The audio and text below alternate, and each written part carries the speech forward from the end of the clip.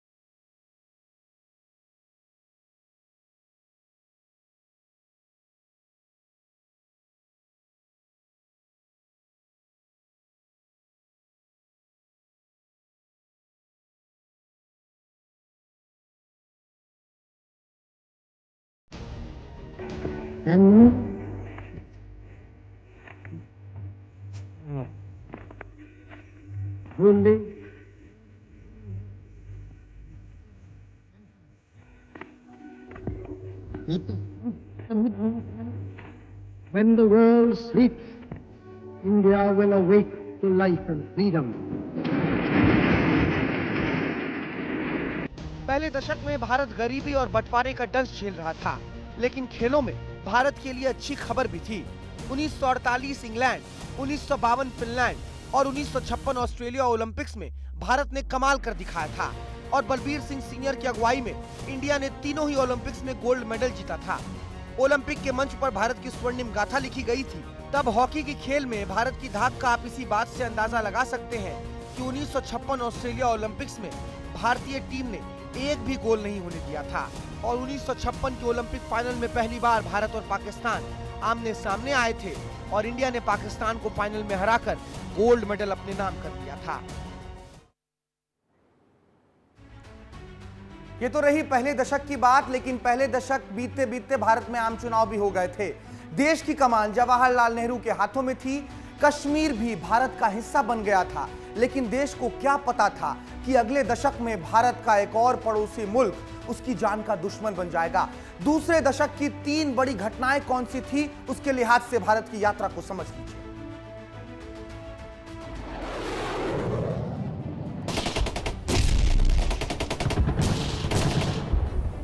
पहले दशक में भारत एक युद्ध का सामना कर चुका था। पाकिस्तान से युद्ध ने पहले ही भारत को नुकसान पहुंचाया था, लेकिन 1962 आते आते ड्रैगन ने भी अपने रंग दिखाने शुरू कर दिए और भारत को मजबूरन एक और युद्ध लड़ना पड़ा। चीन की नजर भारत की धरती पर थी। वो अक्साई चीन को अपना हिस्सा बनाना चाहता था। और जानकार बताते हैं कि दोनों देशों के बीच सीमा विवाद को लेकर ही पूरा युद्ध लड़ा गया। 20 अक्टूबर 1962 ये वो तारीख थी जब चीन ने भारत पर हमला कर दिया। लगभग 1 महीने तक यह युद्ध चला और 20 नवंबर 1962 को यह युद्ध खत्म हो गया। युद्ध तो खत्म हुआ, लेकिन शायद इस युद्ध से उभरते हुए भारत की गाड़ी पर फिर से एक बार ब्रेक लग गया और भारत के 1300 जाबाज सिपाहियों ने इस युद्ध में अपनी जान की बलि दे दी। 1600 से ज्यादा भारतीय जवान घायल हुए, 1700 जवान लापता हो गए और 4000 सिपाहियों को चीन ने अपना बंदी बना लिया। इस दशक की दूसरी सबसे बड़ी घटना थी देश के तत्कालीन प्रधानमंत्री पंडित जवाहरलाल नेहरू का निधन। 27 मई 1964 को पंडित नेहरू ने अपनी आखिरी सांस ली और हार्ट अटैक उनकी मौत का कारण बना। 13 साल तक वो देश के प्रधानमंत्री रहे और अपनी वसीयत में नेहरू ने लिखा था कि उनकी अस्थियों को प्लेन से खेतों में बिखेर दिए जाएं और उनके निधन के बाद ऐसा ही हुआ। पंडित नेहरू के जाने के बाद देश की कमान लाल बहादुर शास्त्री के हाथों में आ गई। वही लाल बहादुर शास्त्री जिसने जय किसान और जय जवान का नारा दिया था। पंडित नेहरू के चले जाने के बाद देश को संभालना आसान नहीं था।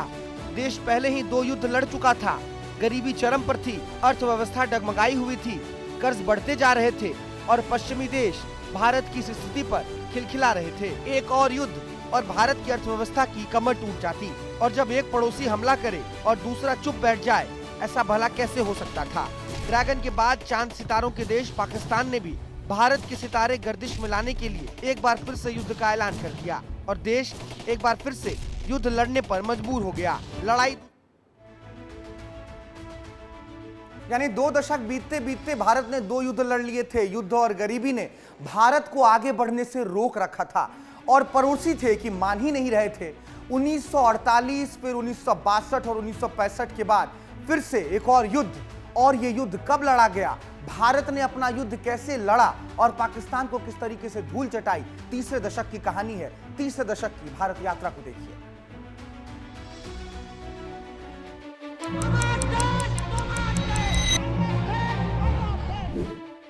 देश संघर्ष कर रहा था।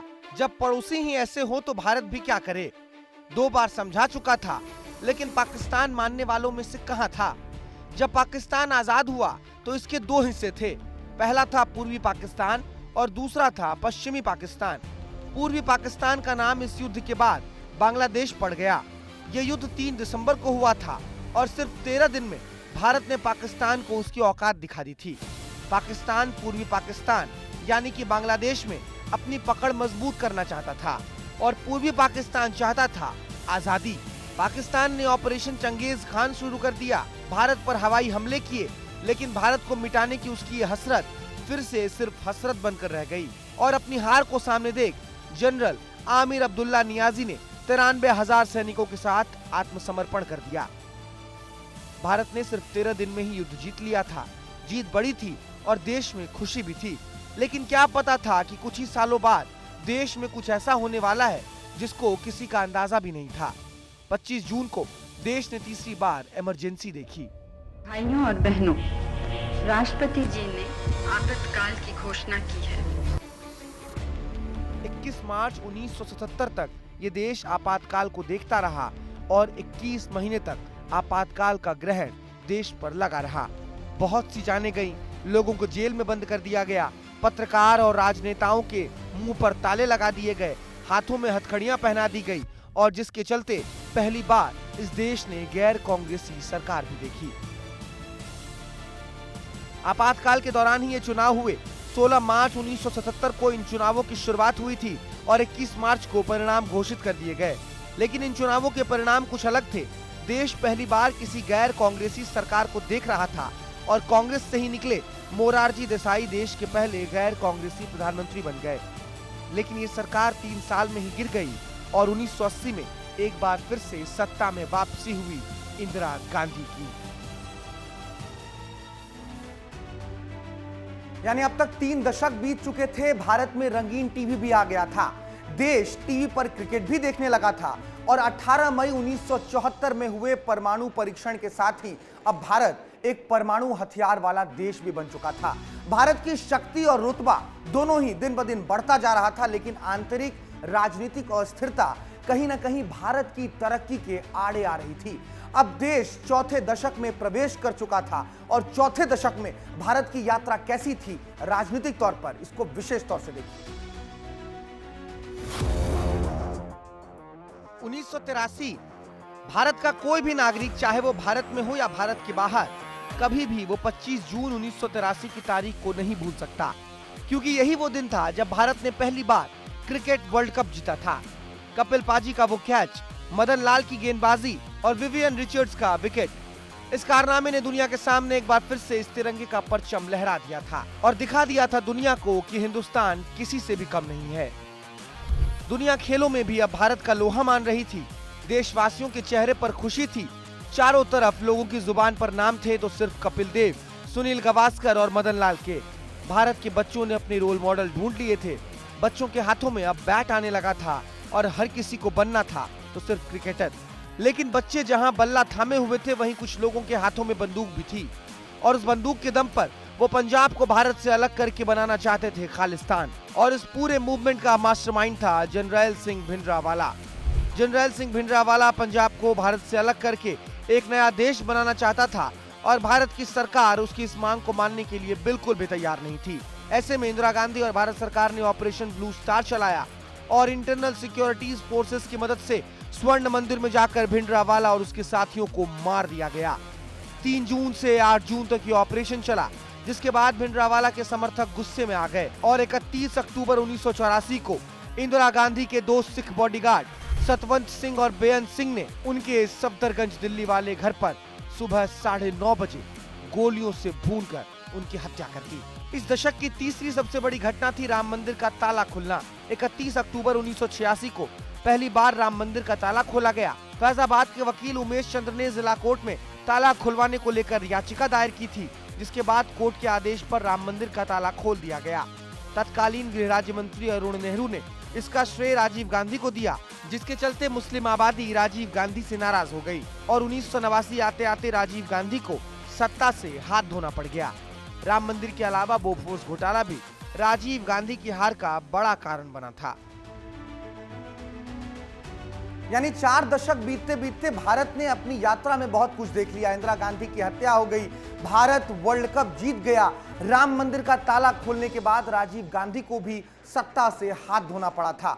राजीव गांधी सत्ता से बाहर हो गए थे, लेकिन आने वाले दशक में ऐसा क्या कुछ होने वाला था जिसका असर 2024 में भी दिखाई देता है, वो जानना बहुत जरूरी है। बीजेपी अस्तित्व में आने लगी थी, एक बड़ा विध्वंस भी होने वाला था और शायद पहली बार बीजेपी की सरकार बन रही थी। तो आने वाले 5वें दशक में भारत की बड़ी तस्वीर क्या थी, इस रिपोर्ट में देखिए।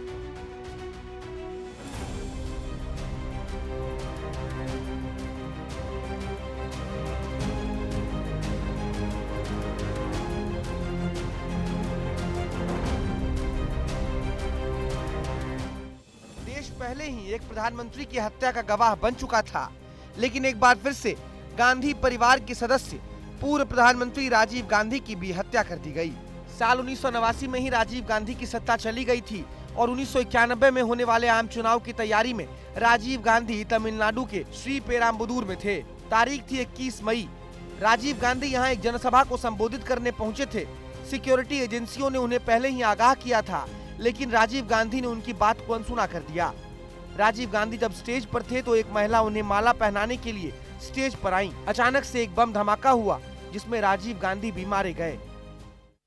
देश अभी राजीव गांधी की हत्या के बारे में सोच ही रहा था कि लगभग 1.5 साल बाद फिर से एक बड़ी राजनीतिक घटना हुई।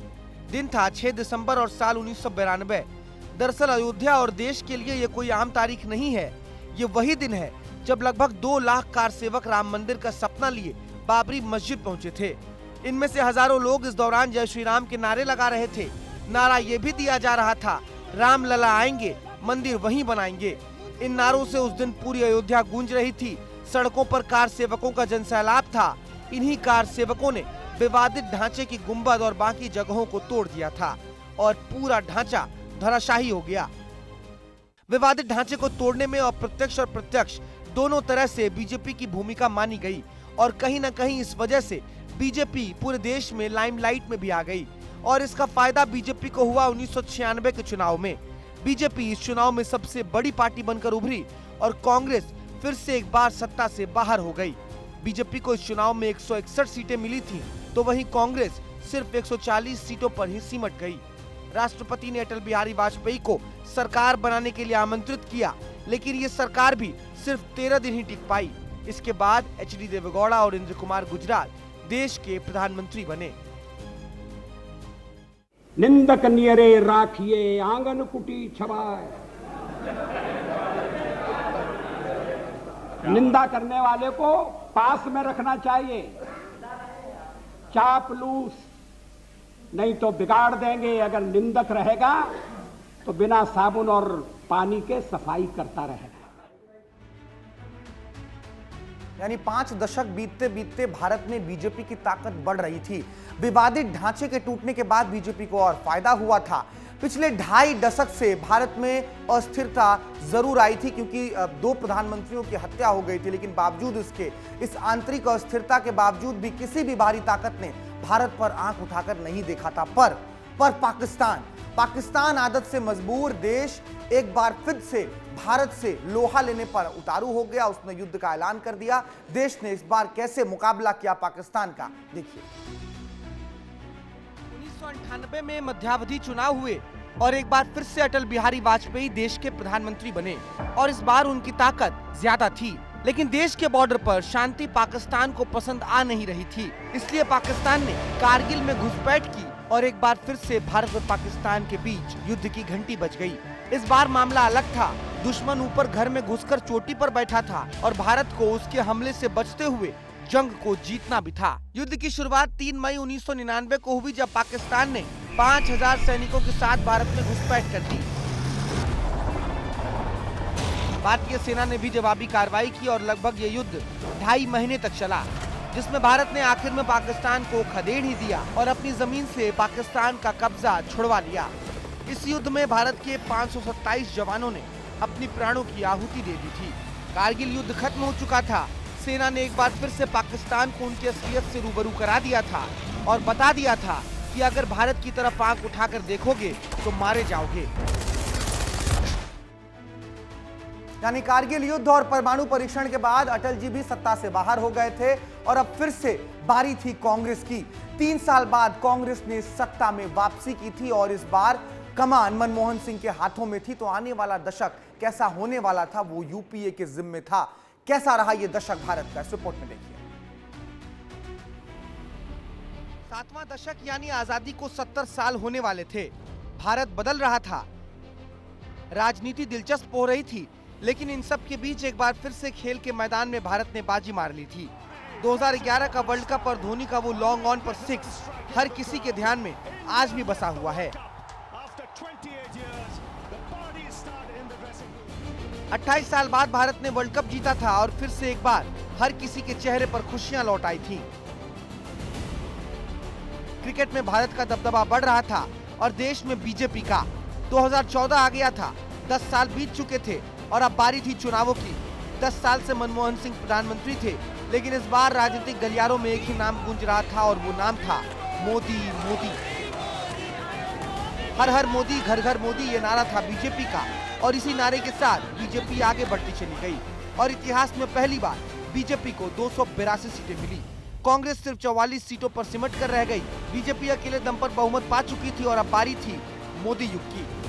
मैं नरेंद्र दामोदर दास मोदी ईश्वर की शपथ लेता हूं कि एनडीए की 336 सीटों के साथ बीजेपी ने सरकार बना ली थी और अभी सरकार में आए बस 2 ही साल हुए तो थे कि एक ऐसा फैसला आ गया जिसने सभी को चौंका दिया।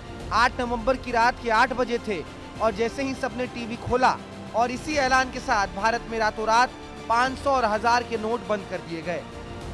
500 रुपए और 1000 रुपए के करेंसी नोट लीगल टेंडर नहीं रहेंगे। तो 7 दशक बीत चुके थे और 500 और 1000 रुपए के नोट भी अब अवैध हो गए थे। देश आजादी के अमृत काल में प्रवेश करने वाला था, लेकिन अगले 8 सालों में सदी की सबसे बड़ी बीमारी आने वाली थी। लोगों की जान की कीमत महज एक आंकड़ा बनने वाली थी। तीसरी बार प्रधानमंत्री मोदी अपने प्रधानमंत्री के तौर पर शपथ ले रहे थे और पिछले 8 सालों में कौन सी उतनी बड़ी घटनाएं घटी थी जो 8वें दशक में भारत की यात्रा को तय कर रही है? फिलहाल इस रिपोर्ट में देखिए। देश को लगातार दूसरी बार बहुमत वाली सरकार मिल चुकी थी। लगातार दूसरी बार बीजेपी सत्ता पर काबिज हो गई थी, लेकिन इस बार वायरस की लड़ाई हमारा इंतजार कर रही थी। 2020 में जब यह वायरस फैलने लगा तो मार्च 2020 में भारत में भी लॉकडाउन का ऐलान किया गया। सभी देशवासियों को जनता कर्फ्यू का पालन करना है। देश में एक बड़ी बीमारी दस्तक दे रही थी। कोरोना अपने पैर पसार रहा था। लड़ाई लंबी और संघर्षपूर्ण होने वाली थी। इस बीमारी से सरकारी आंकड़ों के मुताबिक 4.5 लाख लोगों ने अपनी जान गंवा दी। चारों तरफ त्राहिमाम जैसे हालात बन गए। देश बिखरने लगा। हेल्थ सिस्टम फेल हो गया। चारों तरफ ऑक्सीजन और दवाइयों की मारामारी होने लगी। ऐसे में भारत ने अपनी कोरोना वैक्सीन विकसित की और दुनिया का सबसे बड़ा वैक्सीनेशन अभियान चलाया।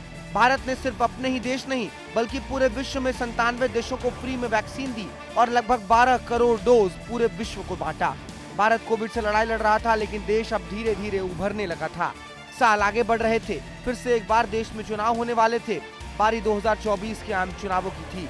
फिर से लड़ाई कांग्रेस और बीजेपी के बीच में थी, लेकिन इस बार सारे सहयोगी और विपक्षी दलों ने मिलकर एक गठबंधन बनाया जिसका नाम था इंडी गठबंधन या इंडिया गठबंधन। इंडिया गठबंधन ने इस बार बीजेपी और एनडीए को कड़ी टक्कर दी और बहुमत से पहले 240 सीटों पर ही रोक दिया, लेकिन बीजेपी। तो ये था दशकों में बदलते भारत का संकल्प। तमाम संघर्षों और स्वरूपों से बढ़ते हुए भारत आज भी उस स्तर पर पहुंचा हुआ है जहां पर आप कह सकते हैं सारे जहां से अच्छा हिंदुस्तान हमारा। बहुत शुक्रिया और आप सभी को स्वतंत्रता दिवस की बहुत शुभकामनाएं। नमस्कार।